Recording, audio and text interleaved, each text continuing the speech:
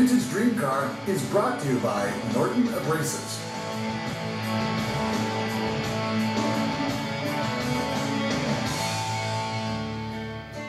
It was in a car like this 1930 Fleetwood Roadster that Cadillac would introduce the ultimate, the V16 engine. Only Marmon would try and duplicate it, only Peerless would try but fail miserably and only produce one car.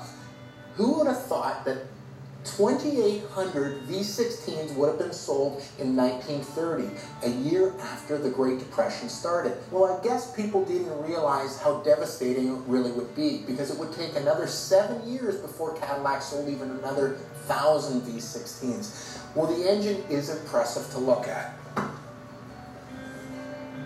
One of the things that Owen Nacker, who was the engineer that designed the V16, was a real stickler about was its appearance. Not only did the engine have to run perfectly and have lots of power, it had to look the part. And he did this. He porcelainized both the intake and the exhaust manifold. He put these beautiful rocker covers over top, and he actually hid some of the plumbing and the wiring underneath this valley here. He put a tin piece with the Cadillac logos on the knurled nuts that would hold it in place. His attention to detail didn't just stop on the engine itself. Look at the rad hoses. They were fluted hoses to make it look prettier in here. And of course, the thing ran whisper quiet. That was one of the trademarks of the V16.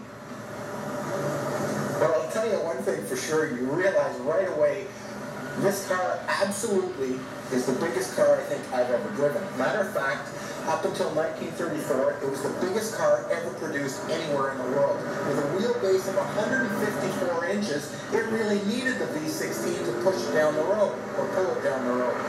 But what a wonderful car to drive. The V16, I mean, not only was it a powerful engine, a beautiful engine, aesthetically, I mean, it's got to be one of the prettiest motors out there, but it also had this smooth, elegant power almost. You know, it wasn't outrageously fast, but it did propel a 6,000 pound, that's the weight of 3 Cobras, down the road to 100 miles an hour back in 1934. Pretty impressive feat.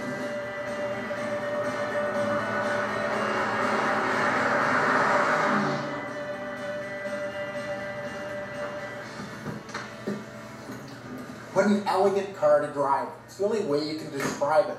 Well, I can picture why the original owner had the car shipped to Paris twice to tour around the French countryside. And I could see why Tom Barrett owned the car and Bill Parfait owned the car at one time, noted Cadillac collectors.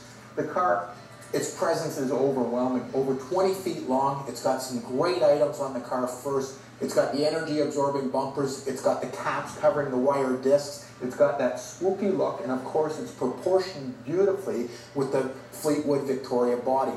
And in 1934, only 56 V16 Cadillacs were built total production. Fleetwood Victorias, only one was built. That's right, that's the only one in the world. So put together the pedigree, the condition of this car, and of course its styling and the fact that it's a V16, car's arguably worth $1 million, and what a piece of history. Well, there you have it. That's a wrap on another episode of Dream Car Garage. Every time we get one of these small antique race cars,